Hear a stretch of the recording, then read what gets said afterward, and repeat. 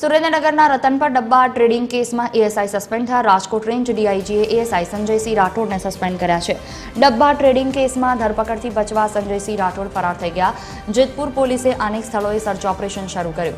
અગાઉ પિતા સહિત 6 આરોપીઓની ધરપકડ થઈ હતી। 10 વર્ષથી ગેરકાયદેસર ડબ્બા ટ્રેડિંગ ચાલતું હોવાનો પણ ખુલાસો કરવામાં આવ્યો। 100 કરોડના શંકાસ્પદ આર્થિક વ્યવહારોની પણ આશંકા છે। વધુ માહિતી સાથે સંવાદદાતા રાજેશ ફોન લાઈન પર જોડાયા છે। રાજેશ, 10 વર્ષથી ગેરકાયદેસર ડબ્બા ટ્રેડિંગ ચાલતું હોવાનો ખુલાસો, શું વધુ વિગતો? હાજી સુનીજી, વાત કરવામાં તો સુરેન્દ્રનગરના રતનપર ખાતે એએસઆઈના ઘરમાંથી મળી આવેલ ડબ્બા ટ્રેડિંગનો મામલો જે સામે આવ્યો હતો, જેમાં રાજકોટ રેન્જ આઈજી નિલીપ રાય દ્વારા એએસઆઈ સંજયસિંહ રાઠોડને સસ્પેન્ડ કરવામાં આવ્યા હતા। ધરપકડથી બચવા એએસઆઈ સંજયસિંહ રાઠોડ નાસ્તા ફરતા હોવાનું પણ સામે આવ્યું હતું, જેમાં જેતપુર પોલીસ દ્વારા જુદી જુદી જગ્યાએ સંજયસિંહ રાઠોડની શોધખોળ હાથ ધરવામાં આવી હતી।